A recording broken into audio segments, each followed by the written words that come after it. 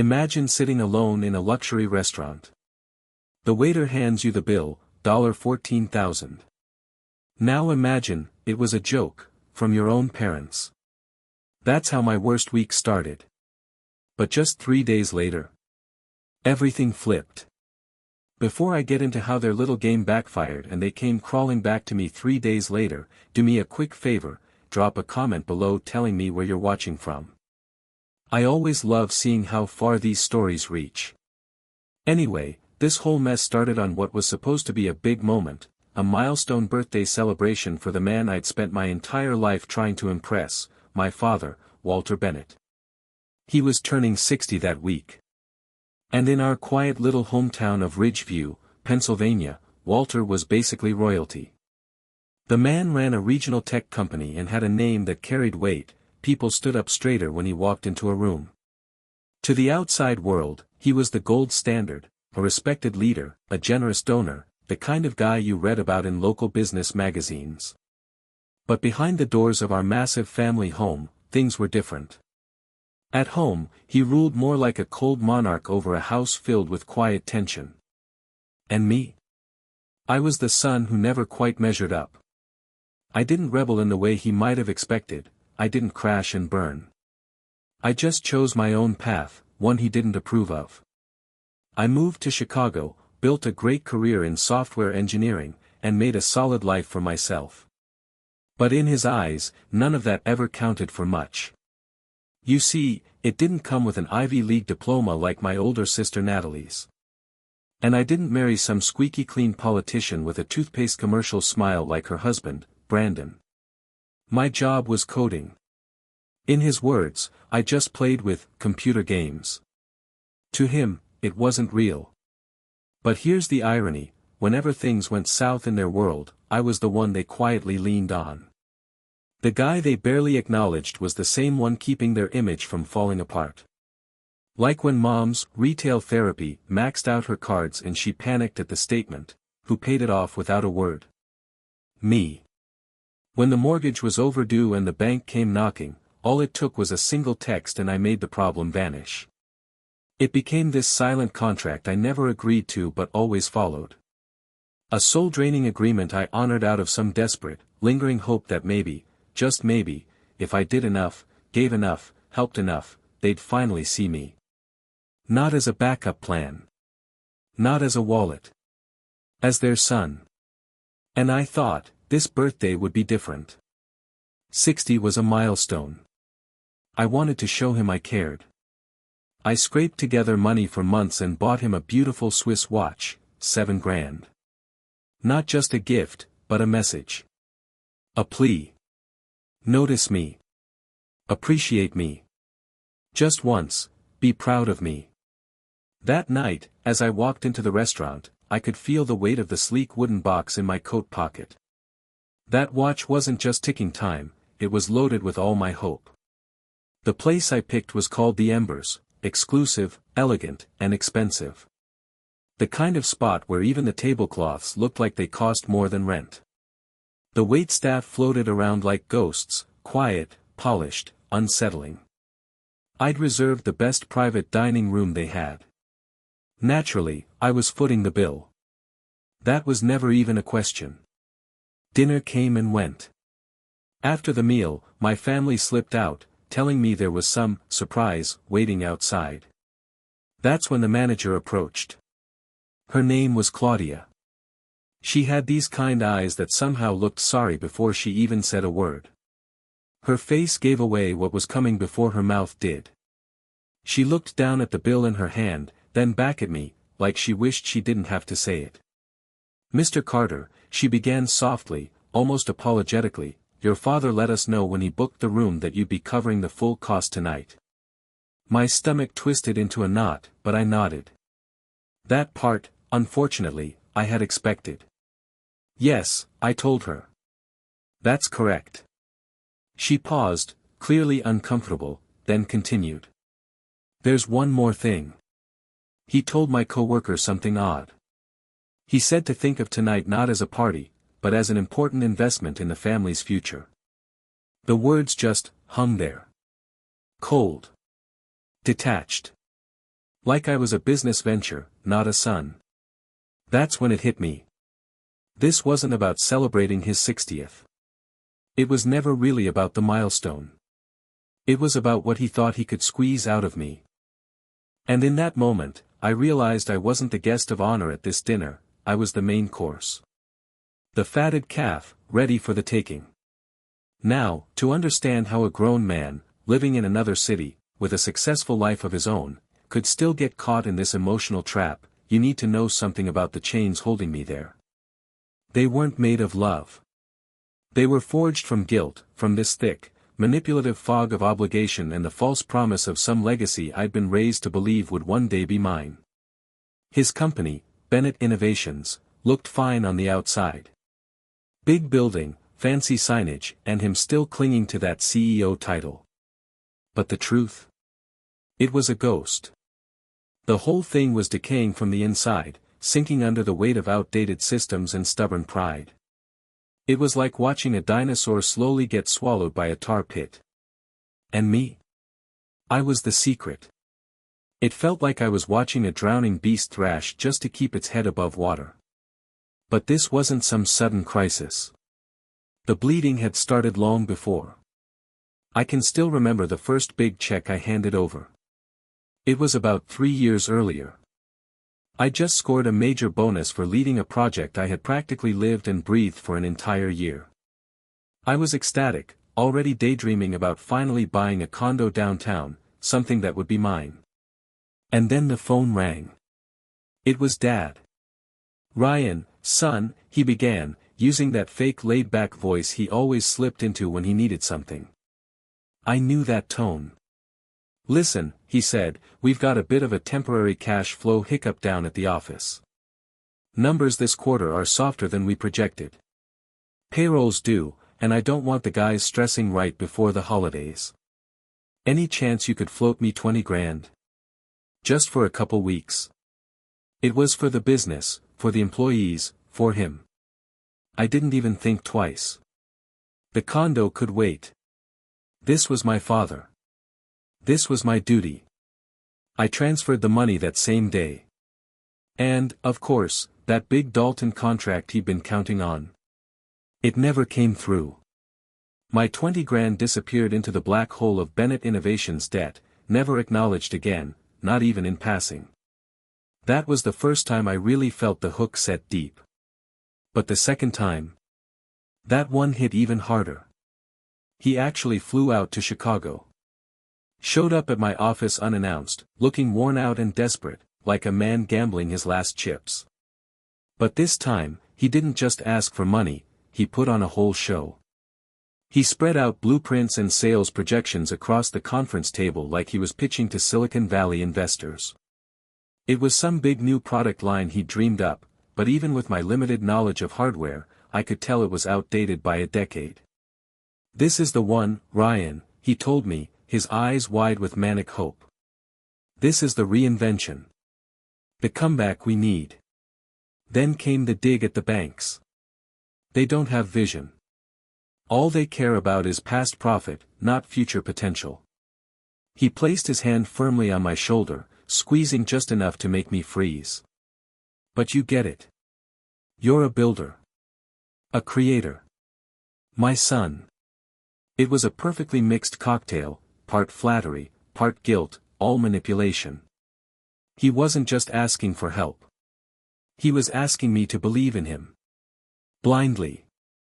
"I need $52,000, he said, locking eyes with me. "And no, this isn't a loan. This is your stake. Your buy-in. I'll make you a minority partner, Ryan. It's an investment in the Bennett name, our name." I remember staring at my own spreadsheets, watching the idea of that condo drift even further into the background. Then I looked at his face, full of anxious hope, and I gave in. Again. I wrote the check. The partnership papers. They never existed. Never showed up. Never even got mentioned again. That's when I fully grasped what kind of trap I was in. I wasn't just bailing out my parents. I was being drained, systematically, under the noble-sounding label of family loyalty. The company's reputation, my mother's social standing, the expensive house and country club brunches, all of it was a theatrical production. And behind the scenes, I was the poor sucker footing the lighting bill. And the scariest part?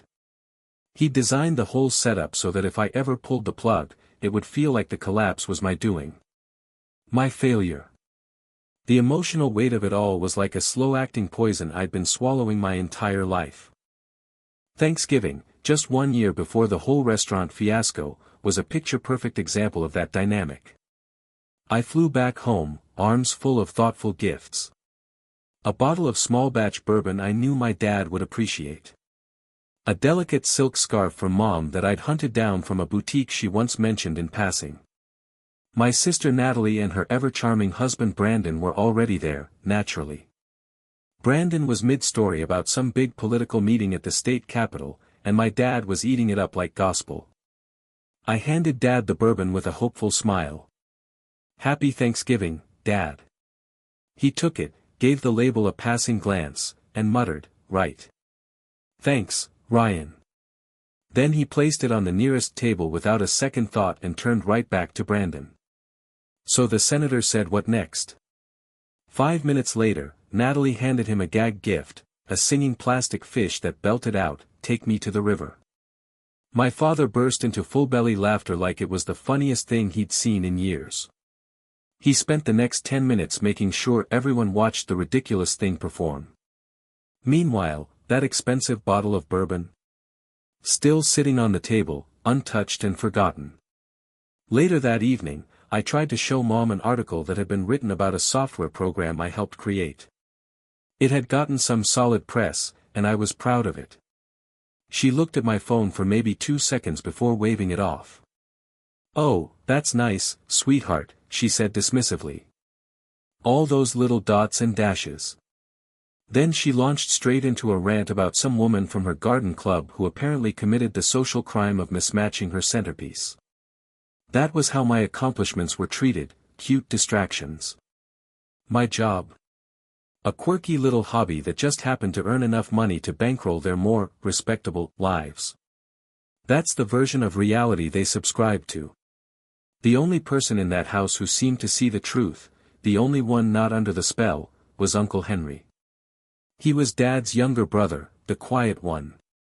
A high school history teacher who valued ideas more than income, and found joy in knowledge, not status. That Thanksgiving, while I was grabbing a glass of water in the kitchen, he cornered me quietly. Uncle Henry had slipped away from the Thanksgiving circus in the living room. He found me in the kitchen, a quiet place away from all the noise. "I heard about your new project," he said, his voice low and steady. "Sounds like a big deal." That was the first time anyone in my family even acknowledged it. Just hearing those words choked me up a little. "Thanks, Uncle Henry," I said, trying to keep it together. He leaned against the counter, his face turning serious. "Listen to me, Ryan. Your dad, he's a decent man in a storm, but the problem is, he's always in a storm. And if you're not getting blown around with him, he thinks you're not loyal." He paused and looked out the window, like he was seeing a memory. "I've watched him do this before," he said. "With old business partners, even with our father. He latches onto strong people and leans hard, until they snap. Don't let him do that to you. Don't let him twist your success into some kind of safety cushion." I wanted to brush it off as bitterness. I really did. I wanted to believe Dad's struggle was temporary, just a rough patch he'd bounce back from. Because the alternative? That he saw me not as a son, but as a never-ending lifeline to exploit, that was too painful to face. So when he called me a month before his big birthday, sounding more upbeat than he had in years, I let myself believe him. I clung to his words like someone hanging on to driftwood in open water. "Ryan, big news," he practically shouted over the phone. "The board and we've been talking. Looking over everything you've done. Your skills, your insight." He lowered his voice a little, like he was sharing a secret. "This birthday. It's not just a party. It's a milestone. A fresh start. We'll celebrate, and then first thing the next morning, you and I will sit down with the lawyers and make it official." He paused, then said the line that broke me wide open, "A seat on the board, Ryan. Your name on the door. Bennett Innovations, it's time. A seat on the board." My name engraved on the building. It was the magic phrase I'd been waiting my entire life to hear. Finally, respect. Recognition. A real place in the business I'd been secretly bankrolling for years. That's why I bought the watch. The $7,000 Swiss timepiece wasn't just a gift, it was my yes. It was me saying, "I believe you." But now, standing alone in that empty, echoing dining room, I could feel the echo of Uncle Henry warning in my head, and Claudia's voice too. Don't let him turn you into his safety net. An investment in the family's future. All that hope I'd carried like fire in my chest. It was ashes now. Cold, weightless ash. And with it came the truth, hard and unshakable. This wasn't a new beginning. It was a setup. And I had just walked right into it. That dinner. It was a masterclass in manipulation, dressed up as a birthday party. The room was stunning, dark wood panels, soft lighting, linen napkins folded like origami. The food was top tier. But the air. The air was thick with something I couldn't shake, like I was the only one who realized I was being sized up. Dad sat proudly at the head of the table, telling old stories, each one painting him as the hero. The conquering king. Mom, Linda, played the role of the perfect wife, resting her hand on his arm, laughing at all the right moments. Her laugh was sharp, bright, too practiced. Natalie and Brandon were posted across from me, like some polished political duo sent to deliver news with a smile and a blade. Every conversation around that table was choreographed, every word designed to reinforce their status and quietly remind me where I stood. At one point, Natalie leaned in with a polished smile. "Brandon had a meeting with the lieutenant governor last week," she said, like she was casually mentioning what they had for breakfast. "They're planning this huge tech initiative for the state. They're looking for real visionaries." She looked at me with a small, condescending smile. "It's all about real infrastructure, brick and mortar stuff. Tangible things." I forced a polite nod and took a sip of the wine I was paying for. Brandon leaned forward like he was throwing me a bone. "You know, Ryan, we should talk sometime. The state could use someone like you to handle database management. It's steady work." Steady work. I was managing a team of 12 engineers, building out systems for a multi-million-dollar logistics project, and this guy was offering me a government desk job like I was a kid fresh out of community college. The arrogance was so thick, I could have sliced it with the steak knife. Then came dessert. And with it, the moment I'd been waiting for. My heart pounded like a slow drum in my chest. I reached into my coat, my fingers wrapping around the weight of the wooden box. I waited for a pause in the conversation, a brief silence I could slip into. "Dad," I said, my voice louder than I intended, nerves creeping in. I have something for you." I slid the box across the polished table. Every head turned toward it. For just a second, maybe less, I caught a glimmer of real interest in my father's eyes. He picked up the box. He opened it. The watch was a stunner, truly. It rested in a box lined with rich black velvet, gleaming like something out of a magazine ad. Its silver face and sleek, minimalist design screamed quiet confidence. This wasn't just any timepiece, it was built for a man who had made it, a man who carried weight. My father lifted it from the box. In his thick, work-worn hands, the hefty watch looked almost delicate. He gave a grunt, amused. "Swiss, huh?" He fiddled with the clasp, then strapped it right over his shirt cuff like he didn't care how it was meant to be worn. One glance, a flick of his wrist. "Nice, son. Real nice." That was it. Before I could even register the disappointment tightening in my chest, he waved down the waiter who'd been hovering nearby. Let's get some digestives going. The 25-year-old single malt for the men, he boomed, clapping his hands together like the whole night was one big party. The new watch caught the light, flashing like a trophy. Just like that, the moment was gone. My $7,000 offering, my desperate bid to be noticed, got the same reaction he'd give a free keychain at the bank. I felt the color drain from my face. My head spun. Every cell in my body screamed to get up, to shout, to walk out. But I stayed put, frozen by years of conditioning I hadn't even realized still had a hold on me. Then, just when I thought it couldn't get worse, he teed up the grand finale. "All right, everyone," he announced, fake cheer thick in his voice, "gather round. I've got a brilliant idea for a birthday surprise." He threw a wink to the table like some kind of ringleader in a bad magic act. "Classic prank, listen to this. We're all gonna sneak out, head to the lobby bar next door, and when poor Ryan comes looking for us, thinking we left him behind on my birthday, we'll all jump out and yell, 'Surprise!'" He laughed like it was the cleverest thing anyone had ever come up with. Mom and Natalie squealed like teenage girls. Even Brandon let out a satisfied chuckle. I just sat there, stunned. It was juvenile. Mean. I couldn't believe what I was hearing. "Dad, I don't think," I tried, but he cut me off with a wave. "Nonsense. It's gonna be hilarious," he said, rising to his feet and thumping me on the back so hard it nearly knocked the wind out of me. "You've always been a good sport, Ryan. You'll be fine. Now, be a good son, take care of the bill. Count to, say, 150, then come find us. Don't take too long." And just like that, he corralled the rest of them out the door. Mom blew me a dramatic kiss.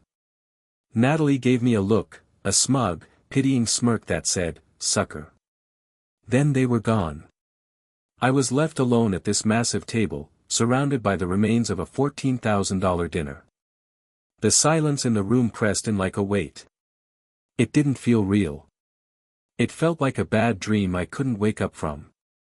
"It's just a joke," I told myself. A stupid, cruel, frat boy kind of joke, but still just a joke. My hands shook as I pulled out my card and signed the bill. Then I sat back down and started to count, slowly, on purpose, giving them all the time in the world to set up their grand little prank. 150. I stood, straightened my tie, and walked through the elegant dining hall, past tables where couples murmured over wine, into the grand hotel lobby. Empty. No family. No surprise waiting. Just a bored bellhop leaning against the wall and the faint notes of a piano drifting in from the bar. I checked the bar. Nothing. I stepped outside, asked the valet. The Lincoln SUV was gone. That's when the dread started crawling through my gut, cold and sharp, like ice water in my veins. I stood there on the curb for 20 long minutes, the night air cutting through my suit. People passed by, throwing glances at the guy in the tailored outfit who looked like he'd just been dumped in the middle of prom night. It wasn't just embarrassment. It felt physical, heat climbing up my neck, pooling behind my ears. I couldn't stay out there anymore. I walked back inside. That's when I saw Claudia, the manager. She looked at me with this soft, almost sorry expression, like she already knew. And then she said something that flipped the whole night on its head, the critical investment. The shame disappeared in an instant, burned away by a wave of hot, clean rage. I needed answers. I needed the truth. The security cameras, I told her. My voice came out steadier than I expected. When he made the reservation. I need to see the footage. She must have read the desperation in my face, because she didn't ask a single question. She just nodded and led me down a narrow hallway to a cramped little office packed with monitors. She was quick, her fingers tapping out commands like she'd done it 100 times. And there he was. My father. A week earlier. Standing at the reservation desk, all smiles and fake warmth with the daytime manager. He pointed at the floor plan, tapped the private dining room. Then came the laugh, big, hearty, rehearsed. He mimed pulling out his wallet, then shook his head, pointing to an invisible guest in the exact seat I'd occupied tonight. He clapped the manager on the back like they were two guys pulling off a prank on an unsuspecting fool. But this wasn't a dad planning a party. It was a con man laying out a scheme. My lungs emptied. That was it. No more guessing, no more hope that maybe this was just a misunderstanding. He planned it. He meant every second of it. I barely remember leaving the room. I thanked Claudia in a broken whisper and stumbled out into the hallway, the truth settling in like concrete. I made my way back to the empty table and collapsed into the chair like the weight of the world had finally caught up to me. My hands were numb and clumsy as I reached for my phone, fingers moving like sausages in winter gloves. The screen lit up with a new notification. It was from the Bennett Family Fun group chat. A fresh post. A selfie. There they were, my entire family. My dad, mom, sister, and brother-in-law, all jammed into the front seat of the Lincoln like some kind of clown car. Their faces were twisted in exaggerated laughter, eyes squinting, mouths open mid-howl. My father had his finger pointed back at the restaurant like he couldn't stop laughing at the punchline. Natalie had written the caption, "Hope he's good at washing dishes, LOL. Hashtag Bisprankheaver hashtag Dad60th. I just stared. My thumb moved, scrolling without thinking, like I wasn't even part of my own body anymore. More messages started rolling in. My mom chimed in first, "Don't be such a spoil sport, Ryan. You've got to learn to laugh at yourself." Natalie followed up with another jab, "Seriously, maybe this'll teach you something about financial responsibility." Then came the one that punched me straight in the chest. From my father. "Thanks for dinner, kiddo. Call it payback for all the years we had to put up with you." Payback. That word hit like a brick to the face. Payback? For what? For daring to exist. For not being the son he'd fantasized about.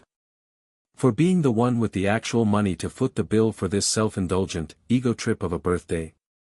Before I could even process that, my phone buzzed again. This one was a private message, just from Walter to me. No smiley face. No fake charm.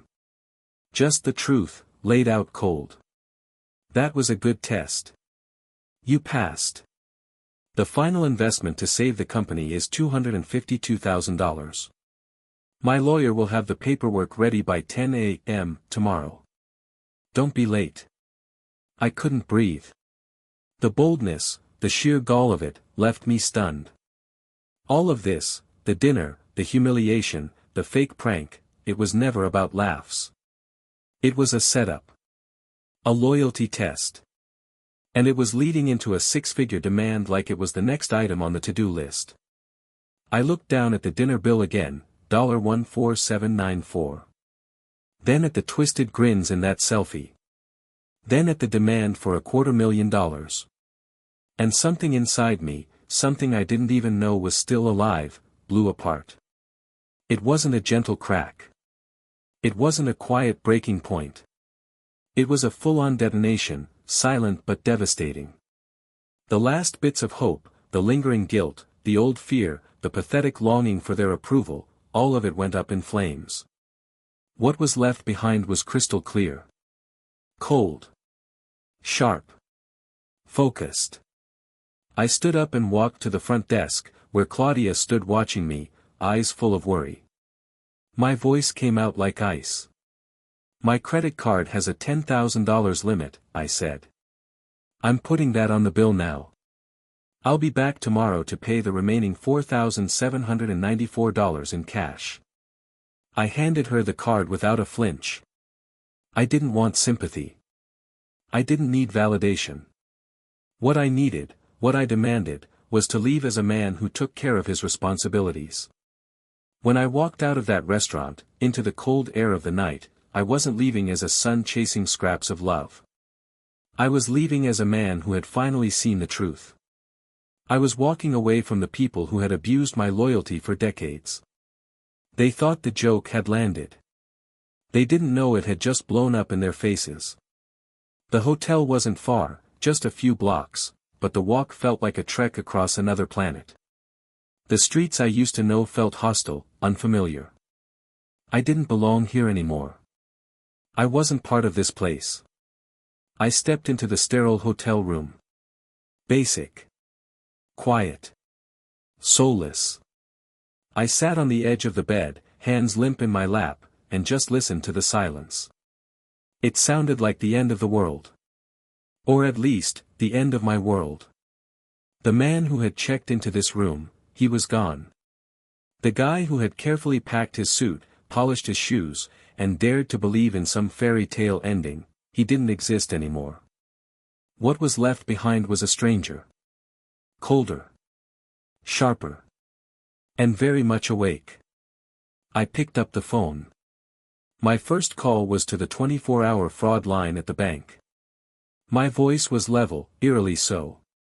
"My name is Ryan Carter," I told the operator. "I need a full and immediate lockdown on all of my accounts, checking, savings, brokerage, every last one. I wasn't done. I want a total security reset. New passwords. New verbal codes. Mandatory two-factor authentication. Everything tied to a brand new secure email address. I'm setting that up right now." The operator's voice shifted. Still polite, but alert. "Of course, Mr. Carter. May I ask what prompted this request? Do you believe your accounts have been compromised?" A dry laugh slipped out of me, humorless and brittle. "No," I said. "But I'm pretty sure they're about to be. By my own family." She got to work, the sound of her typing faint but steady. I stared at the ceiling, counting the tiles. Then I asked the one question I couldn't ignore. "Can you check if there have been any failed login attempts on my main savings account?" There was a pause on the other end. I could hear her typing. Then her voice came back, steady but a bit sharper. "Yes, sir. I see one attempt here, unsuccessful login, timestamped at 10:17 p.m., just about an hour ago. It came from a residential IP address in Ridgeview, Pennsylvania." I closed my eyes. Of course. While they were cracking up in the car, my father, probably using my mom's old laptop, the one I had helped set up with a password he obviously remembered, was already trying to dig into my savings. The $14,000 dinner. That was just the warm-up act. The real goal was my entire financial future. "Thank you," I told the operator. "You've been incredibly helpful." With my accounts now locked down tight, I turned my attention to Phase 2, destruction. Not of property. Of dependency. I logged into my online banking dashboard. Normally, I'd pop in once a week, glance over my investments, maybe pay off a card or two. But not tonight. Tonight, I went straight to the payment center. There it was, an entire column of scheduled payments. A lineup of obligations I had foolishly assumed were part of being a good son. First up, Walter and Linda Bennett's monthly mortgage, $52.50, due on the 1st. I hovered the cursor over the cancel button for a second. Just a second.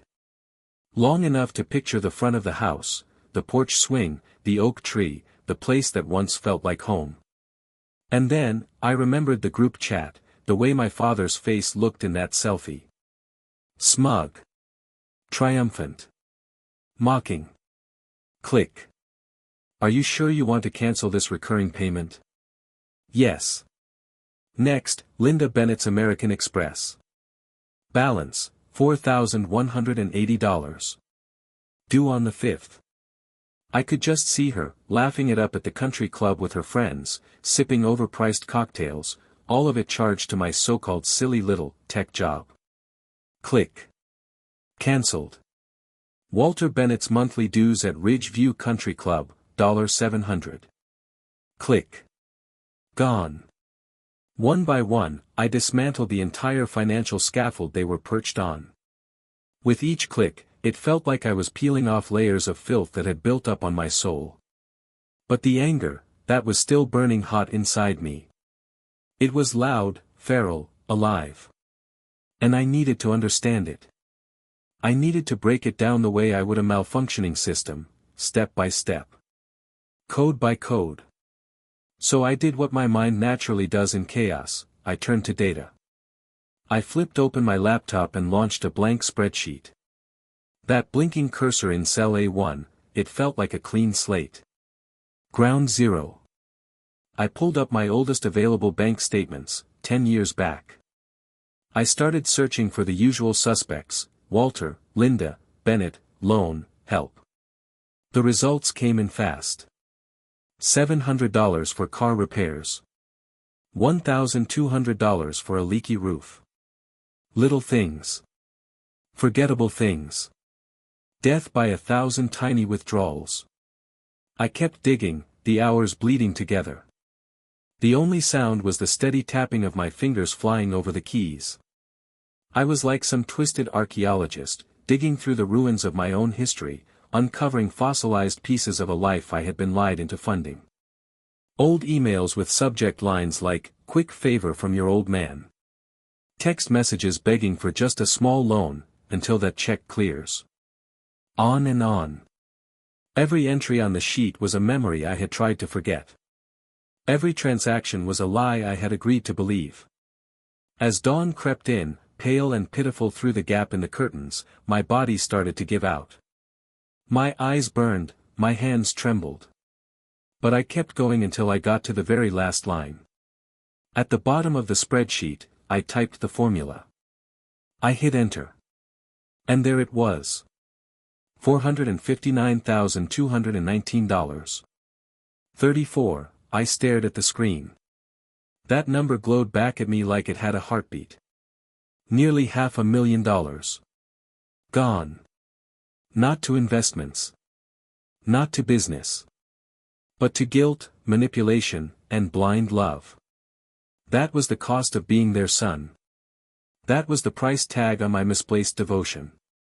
No, it was worse. It was evidence. Proof that I hadn't been part of a family. I had been funding a long con. And I was the only mark. The fury that rose in me was so pure, so intense, it almost felt clean. Like stepping into ice water. For a moment, it brought a kind of clarity. But then, in the stillness of that bland hotel room, another emotion crept in behind it. Grief. Not the loud kind. Not the kind you scream out. This was cold. Heavy. Empty. And it was everywhere. I had a number for the money. But what about everything else? How do you calculate the cost of humiliation? Of years spent trying to be enough? What's the math for public shame, for sitting alone in a fancy restaurant while your family vanishes into the night? I looked over at my suitcase. That's when I remembered the photo. The one I always carried. I unzipped the side pocket and pulled it out. It was old and creased from being handled so many times. Me, maybe 5 years old, missing teeth, perched on my dad's shoulders at the county fair. Both of us laughing, genuine, full-throated joy.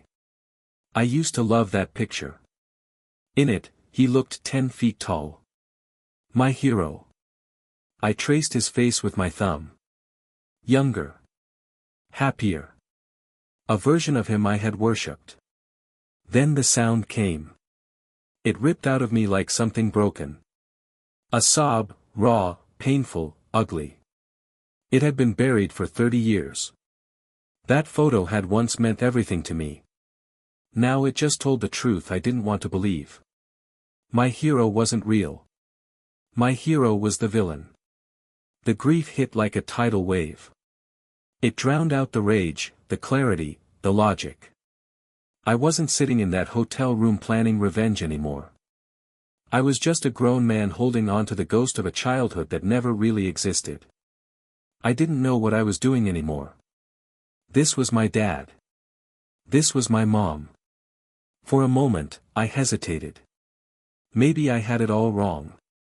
Maybe I should just call them, scream, cry, fall apart, then cave. Maybe I should wire the $252,000, pretend none of this ever happened, and just slip back into the twisted comfort of what I used to call normal. At least that pain, I knew. My hand shook as I reached for my phone. My thumb hovered over my mom's name. I was right there, on the edge of breaking. I could feel myself tipping toward the old pattern. Toward submission. But something inside me knew I couldn't trust myself. So I kept scrolling. Past her name. Past Dad. Past the whole Bennett mess. And then I found it, the name that grounded me. The one person who wouldn't let me lose myself. Tyler. My best friend. Chicago. He picked up on the second ring, voice thick with sleep. Ryan? Dude, it's like 4 a.m. What's going on? I could barely speak. The words scraped out of my throat. No, I said. No, Tyler. I think I just lost my family. And then it all poured out. The dinner. The bill. The texts. The surveillance footage. The spreadsheet and its nightmare number. The photo of me as a kid. The ache in my chest. The sheer weight of it all. I even told him how close I came to sending the money and pretending everything was fine. Tyler didn't interrupt. He just listened.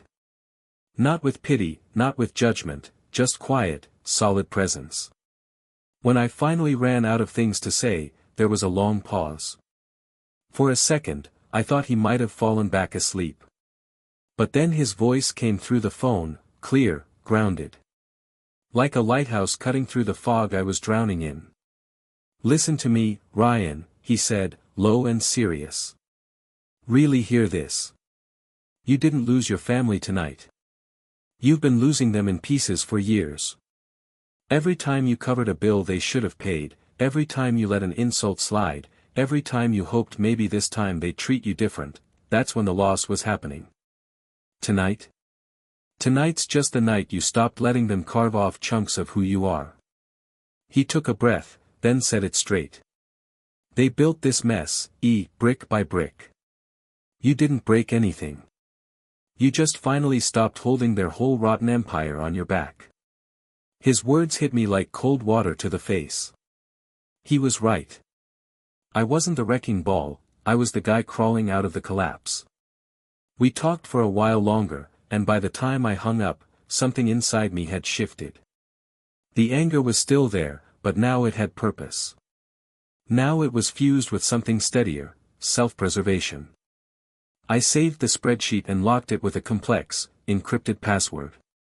Then I opened my emergency debit account and paid off the remaining restaurant bill in full.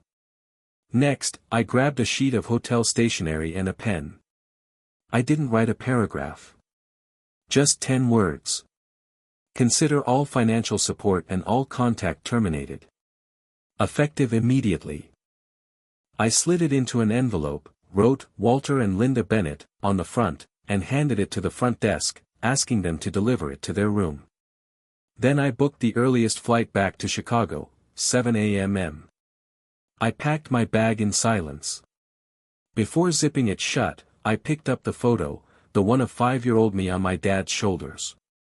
I turned it face down on the nightstand. That boy and that hero. They weren't mine anymore. The first few days back in Chicago were strange.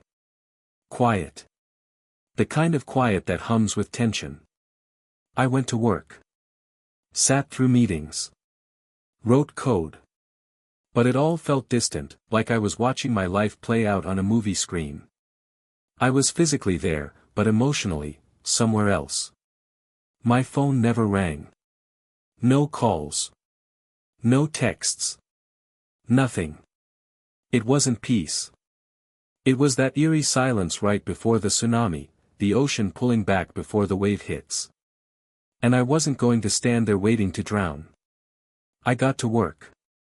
That spreadsheet, the one I built in a haze of heartbreak, became my blueprint.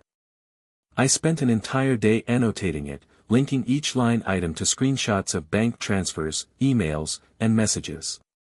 I was turning emotional chaos into evidence. Not because I wanted revenge. Because I needed a record. Because the truth needed to live somewhere other than just inside me. Once it was complete, I made the next move.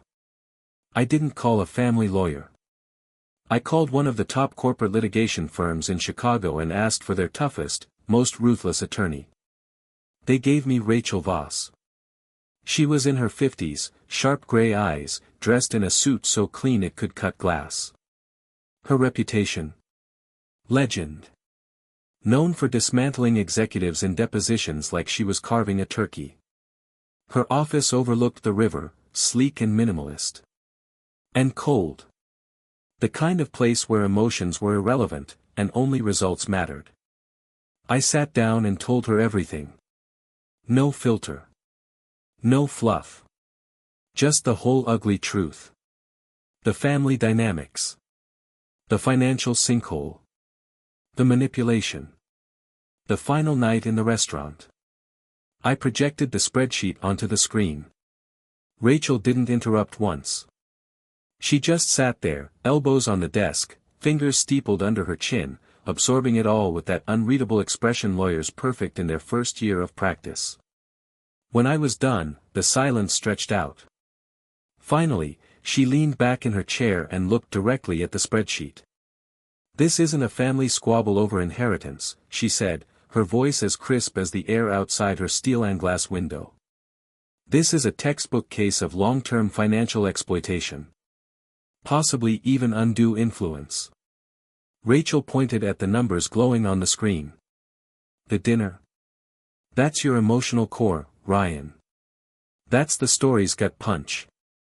But this spreadsheet, these numbers? They're the blade. They cut through the noise.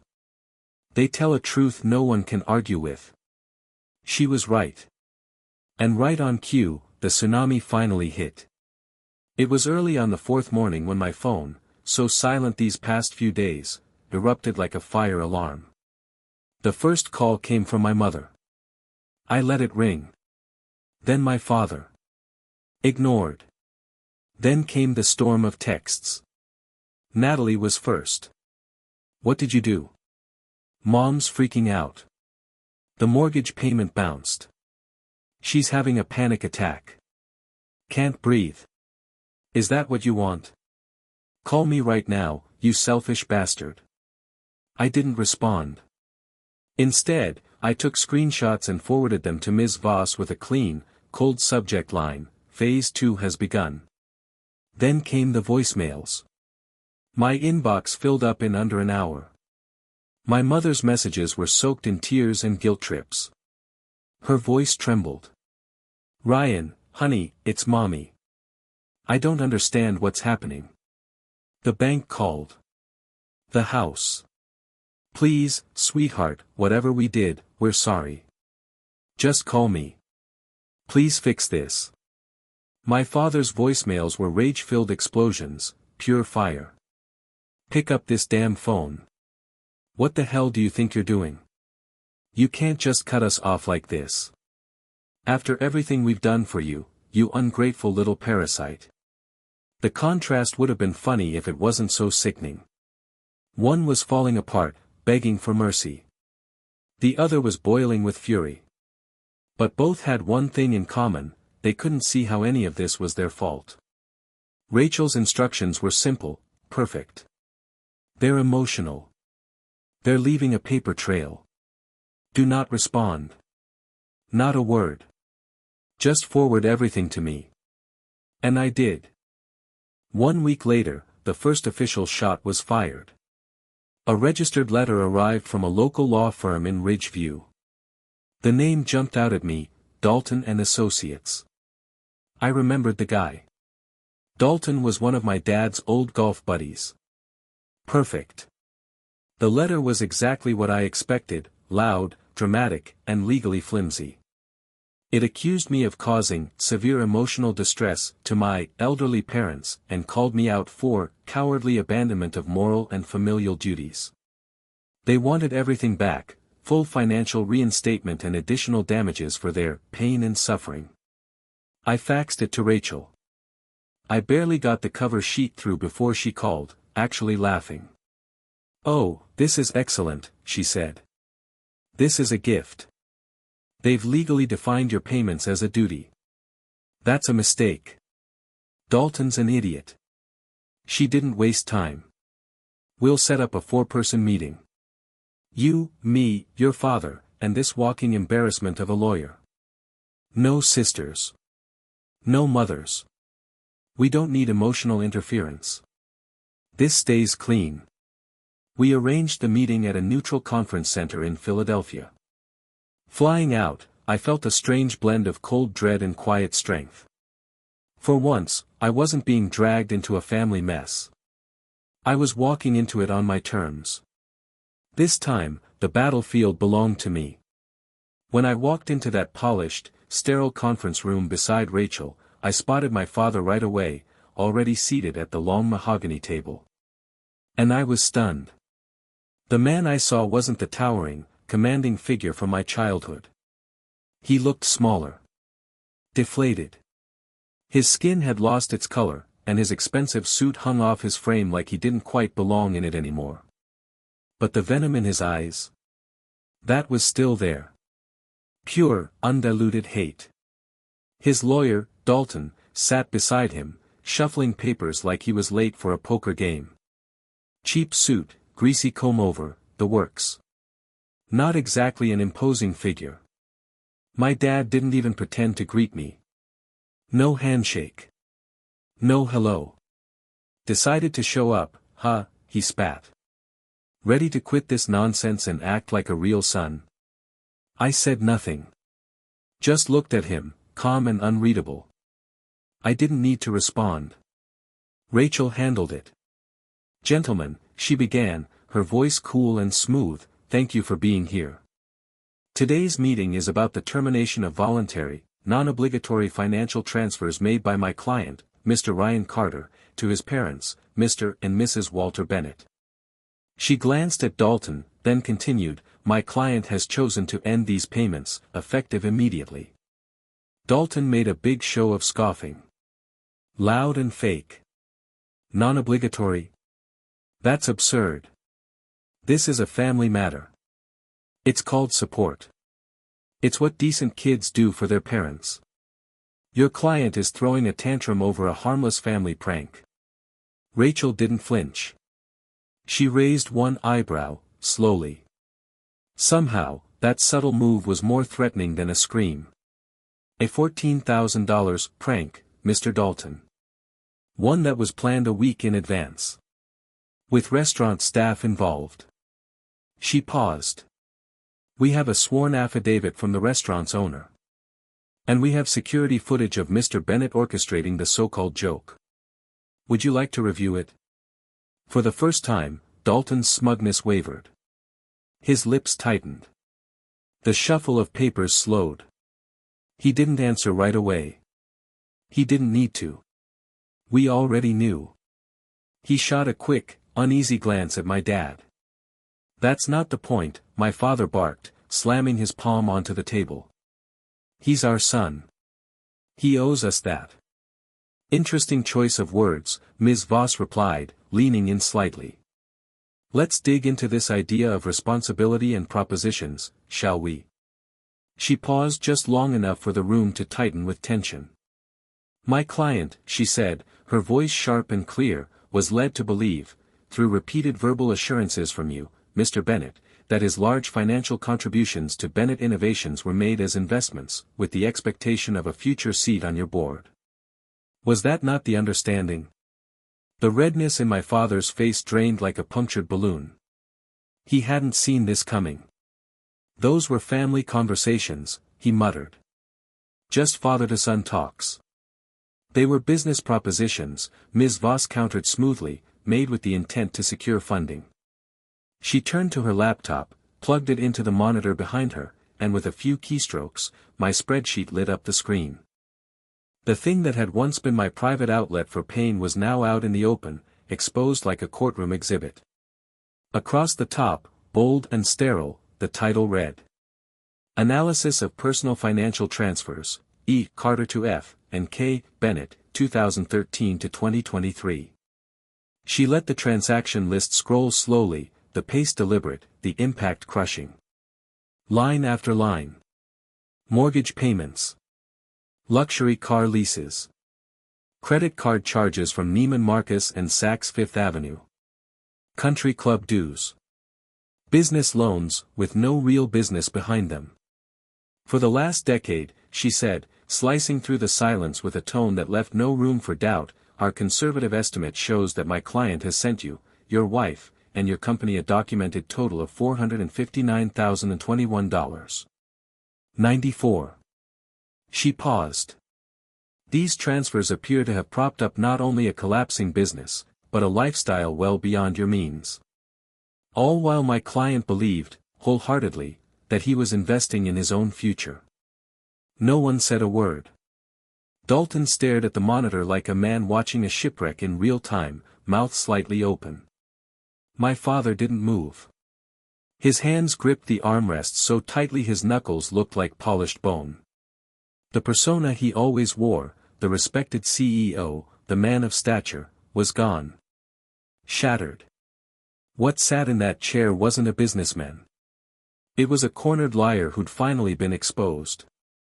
He finally tore his eyes from the screen and locked them onto mine. The look he gave me was pure venom, laced with disbelief. You kept a list, he whispered, voice brittle. This whole time, you were keeping a damn list. I didn't look away. Not this time. The numbers don't lie, I said quietly, my words heavier than if I'd shouted. The meeting ended with no agreement. They didn't accept our terms, because accepting would mean admitting it was all true. So they just sat there, broken, cornered, and stunned. While we packed up our folders, Dalton made a clumsy dash to Ms. Voss, trying to whisper his way into some backdoor deal. But I didn't care.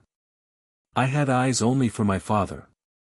He kept staring at me, but something had changed. That familiar contempt was still there, but now, something new was swimming beneath it. Fear. He was scared, of the documents, of what they revealed. But more than anything, for the first time in my entire life, he was scared of me. This wasn't the end of the fight. Not by a long shot. But the tides had turned. The power had shifted, for good. What happened in that law office wasn't closure. It was the beginning of a new phase. When the direct attack failed, they switched gears. They couldn't knock me down with attorneys, so they tried something quieter.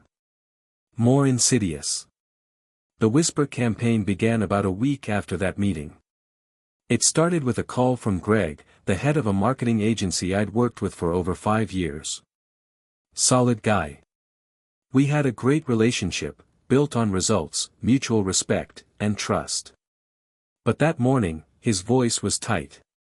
Unsettled. Ryan, hey, you got a sec? He asked, skipping the usual small talk. Something weird came up. I got this anonymous email today. It wasn't nice. He paused, like he didn't know how to say it. It made some pretty serious claims about your company. Said you're under investigation. Misusing client funds or something. I felt an icy jolt rip through me. This wasn't just petty. This was warfare. Greg, that's complete nonsense. I can promise you, there's absolutely no truth to that. We're in better financial shape now than we've ever been. I believe you, he said quickly. But his voice still carried that edge. I really do. But you know how this kind of thing works. It's like a bad smell, you can't put it back in the bottle once it's out. And my partners, they're getting nervous. That was just the first shot. A few days later, a new 1-star review popped up on our Glassdoor profile. Supposedly from a former employee. The review was a total fabrication, claimed our office was toxic, that I was some kind of unstable tyrant. It was just believable enough to stick, and that was the whole point. Not long after, another review surfaced, this time on a popular tech forum. It questioned the integrity of our data security protocols. I didn't need to guess twice, this had Brandon's signature all over it. My brother-in-law. The politician. This was his kind of battlefield. Not fists in courtrooms, but whispers and shadows. He wasn't interested in open warfare. He specialized in quiet, deniable character assassinations. Brandon knew he couldn't take me down in a courtroom. So, he aimed to ruin me professionally, to make my name so toxic that clients would drop me and employees would scatter. He was going after the one thing I had built with my own two hands, the only part of my life that was truly mine. The next few months felt like a trench war in a new arena. I had to bring in a reputation management firm just to keep track of and fight back against all the anonymous attacks. I found myself having brutally honest, uncomfortable conversations with longtime clients and even my own staff, explaining that we were under targeted assault. It was draining, both financially and emotionally. I was furious, tired, and constantly on edge. While I was busy fending off the PR landmines, Ms. Voss was tightening the legal noose. That stalemate at the conference table? It gave her the leverage she'd been waiting for. They're refusing to negotiate in good faith, she said bluntly over the phone. So now we escalate. We're filing for formal discovery. We're going to petition the court to force full disclosure of all their financial records, 10 years worth. Personal and business. This, she added, is the part where they start to sweat. At the same time, she was building our case piece by piece, methodically, relentlessly. One of her first moves was to send a request for a sworn affidavit to Peter, the owner of the Embers. Not only did he respond, he delivered. A blistering 3-page account detailing that infamous night. He described, in full color, how my father had walked in with a script, how every cruel jab had been rehearsed. Peter ended the letter by saying he was disgusted, and more than willing to testify if it came to that. And then Ms. Voss called my Uncle Henry. That night, my phone rang. It was Henry. His voice was heavy, like he'd been carrying a burden for years. "Ryan," he said, "I just got off the phone with your lawyer. She's something else." "I know," I replied. "But listen, you don't have to do this. I don't want you stuck in the crossfire." I meant that. Henry was the only member of my family who had ever shown me anything resembling kindness. The last thing I wanted was to drag him into this mess. There was a long silence on the line. I could hear him breathing, steady but heavy. "No, Ryan," he finally said, his voice thick with something, grief, maybe regret. "I do have to. I've spent my life staying quiet. I watched your father steamroll his business partners. I watched him bleed Mom's savings dry after your grandfather passed. And I said nothing. I stayed out of it, told myself it wasn't my place. But I can't do that anymore. Not when it's you." A week later, a thick FedEx envelope arrived at Ms. Voss's office. Inside was a goldmine. Uncle Henry had saved everything from his short and painful time working at my father's company. Emails Walter thought he'd deleted, boasting about using my investment funds to pay for a lavish European vacation for him and my mother. Memos that detailed how he manipulated the books to hide losses from other investors. It was all there. In his own words. Undeniable. It was the smoking gun we hadn't dared hope for. But the final nail in the coffin?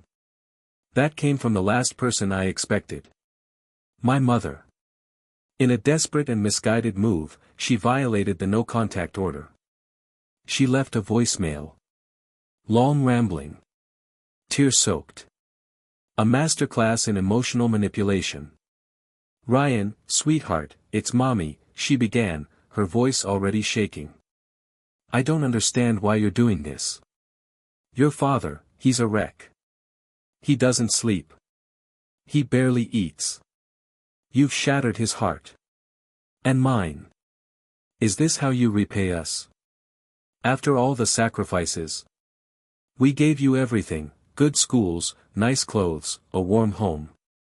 We gave you a better life, and this is how you thank us.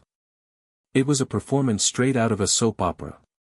But this time, I wasn't playing the guilt-ridden son. I was the critic. And I knew the script too well. The good schools she mentioned were just local public ones. The nice clothes were mostly hand-me-downs. The only person who'd ever sacrificed anything was me. I didn't delete that voicemail. I saved the audio, labeled it carefully, and sent it straight to Ms. Voss. About an hour later, she called me. I could hear something rare in her voice, she sounded almost victorious. "This is the final nail in the coffin, Ryan," she said. She explained that, in her own words, my mother had just confirmed a quid pro quo. She flat out admitted that she believed all her so-called sacrifices meant I owed her support. She'd finally said it, the relationship was a transaction to her. At that point, we had everything. The setup at the restaurant. Deliberate and cruel. The financial records. Proof of exploitation. Testimonies from outsiders. Solid. My uncle's documentation of fraud. Bulletproof. And now, we had this, her voice on record, handing us exactly what we needed. They had nothing left. No legal ground. No moral footing. Their long, quiet campaign to tear me down had failed. Their last shot, trying to humiliate me, then guilt me, had only made our case stronger. There was no need for another meeting. No more back and forth. Ms. Voss pulled everything together, spreadsheets, affidavits, emails, recordings, into one tight, ironclad digital file. Then we sent over a formal settlement offer. It was straightforward, they'd sign a legally binding document agreeing to leave me alone, no more contact, directly or indirectly, for life. They'd also waive any future claims against me or anything I owned. In exchange, we'd stay out of court and keep the most damning evidence sealed away. The package was emailed to Dalton, their attorney. The message couldn't have been clearer. Take the quiet exit, or we'll make this public and leave nothing standing. Their reply wasn't a signed agreement or a lawyer's call. It was silence. Loud, cold, 6-month-long silence. No texts. No emails. No shady reviews online. Just, nothing. The siege had ended. They were done. Those 6 months changed everything for me. Dealing with Brandon's smear campaign, yeah, it was rough, but it pushed me to be upfront and proactive. I held meetings with my leadership team and even addressed the whole staff. I didn't get into family drama. I just laid out the truth. Someone is targeting me and my business with a nasty, false campaign. It's personal, it's cruel, and none of it is true. We'll keep doing what we do best and let our work speak louder than any rumor. And they believed in me. My team stuck with me. My clients. They appreciated the honesty and doubled down on their support. We didn't just survive, we got stronger. We became known for integrity. That year, the company grew by 30%. But the real growth wasn't in business, it was in me. For years, I'd been pouring everything I had, time, money, energy, into a bottomless pit. With that pit finally sealed off, I had something left to give. So I started giving. I volunteered at a local startup incubator for underprivileged kids with big ideas. One of them was Jasmine, a bright, driven young woman with a plan to build an app that helped low-income families find affordable childcare. She had the brains, the passion, but not the confidence. One afternoon over coffee, she leaned in and said, "I just don't know how to talk to these people. They all seem so powerful. I feel like I have to act like someone else just to get them to listen." I looked her in the eye and told her something I wish someone had told me earlier: don't do that. The second you start pretending, you're already losing. Be real. Be passionate. And most importantly, know your numbers. Know what you're worth. Never feel like you're lucky just to be in the room. I saw something spark in her. And a few months later, she landed her first round of seed funding. That moment, watching her succeed, it filled me with more pride than anything I'd ever earned trying to impress my family. I was finally investing in people who deserved it, and the return was priceless. Then, the news of my old family's downfall started trickling in, like faint reports from some fading empire. First, it was an article a friend forwarded from the Ridgeview Gazette. Bennett Innovations files for Chapter 11 bankruptcy. It was short, just a few lines about overwhelming debt and a failed investment round. I read it and felt nothing. Like hearing it rained in a town you'd left behind for good. A few weeks later, my social feed coughed up a Zillow listing like a ghost from the past. My childhood home was on the market. The photos looked polished, almost staged. But there was no warmth in them. Just hollow rooms. The flashy furniture my mom used to show off. Gone. My dad's oversized portraits. Gone. The grand piano. The Persian rugs. All gone. All that was left was the shell of what used to be home. They were offloading it in a short sale, clearly a desperate move to try and cover whatever debts they still had hanging over them. I knew losing the house would hit my dad harder than anything else. That place wasn't just a roof to him, it was his identity. And without it, he had nothing left to prop himself up with. The final message, the real closing chapter to this whole twisted family saga, showed up on a random Tuesday night. It was an email from Natalie, sent from some strange, generic-looking address. No subject line. I almost trashed it without even opening it. But something in me, the same kind of curiosity that slows you down at the scene of a wreck, made me click. It wasn't long. But every sentence was soaked in bitter resentment and self-pity. I hope you're happy, she started. I hope you're sitting up there in your fancy Chicago apartment, looking down at all of us, feeling proud of what you've done. You won. You got your revenge, so now you're free. Good for you. Then it got even more twisted. But I'm the one who has to drive to that sad little condo every Sunday. It smells like old people and failure. I'm the one who has to sit there while mom cries into her instant coffee and dad just stares at peeling paint like it's a window to the past. I'm the one whose husband has to explain to his donors that his father-in-law is a financial joke. You got out, Ryan. You flew away. But don't you forget, some of us are still stuck in the wreckage you caused. So go ahead. Tell me, who's the real winner now? I read it 3 times, just trying to wrap my head around how far off the mark she was. The complete lack of self-awareness was almost impressive. She wasn't mad that they used me for years. She was furious that I finally refused to play along. She wasn't upset about what had happened to me, she was upset that her world had cracked because I stopped letting myself be exploited. In her eyes, I didn't just escape a burning house, I struck the match. But she was right about one thing, I was free. And that email, twisted as it was, proved it. She'd always been the golden child, but I saw it now for what it really was, not a gift, but a prison. A beautiful trap she'd stepped into willingly. She'd spent so long performing, playing the perfect daughter, clinging to the applause and the image, that without all of that, she didn't know who she was anymore. Now that the house was gone, the spotlight gone, the masks gone, she was lost in the smoke. For a moment, I felt a flicker of pity. We were both casualties of the same battle. The difference was in how we survived. She aligned with the enemy. I ran. I didn't respond. What would have been the point? She wouldn't hear me, not really. So instead, I blocked that email address. Quietly. One final cut of the cord. The silence that followed wasn't that eerie, anxious calm before a storm. It was different. It was deep, grounding. The kind of silence that comes with real peace. It's been a little over a year now since that night at the Embers. When I look back at the man I was then, it's like flipping through an old photo album and seeing a version of yourself you barely recognize. I remember that face, but I don't know that guy anymore.